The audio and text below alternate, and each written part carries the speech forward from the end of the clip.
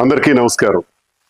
ఈ నెల 22వ తారీఖున వైఎస్ఆర్ కాంగ్రెస్ పార్టీ నన్ను సస్పెండ్ చేసినట్టు విడుదలైనటువంటి ఆ ప్రకటనకు ప్రతిస్పందిస్తూ నా అభిప్రాయం తెలియజేయాల్సినటువంటి అవసరం ఉంది కనుక ఈ వీడియో ద్వారా ప్రజలందరికీ కూడా తెలియజేస్తున్నాను.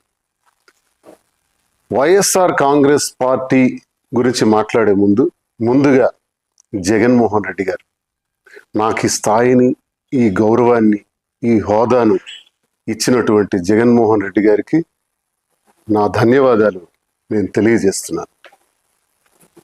మరి ఈరోజు పార్టీ కోసం చాలా కష్టపడి పనిచేశాను, గొంతై మాట్లాడాను, గట్టిగా ప్రతిపక్షాల మీద విరుచుకుపడ్డాను. ఎంతో కష్టపడి పనిచేసినటువంటి నాకు అకారణంగా వ్యక్తిగత కారణాలు అన్నటువంటి కారణంతో నాకు సస్పెండ్ చేశారని తెలిసింది.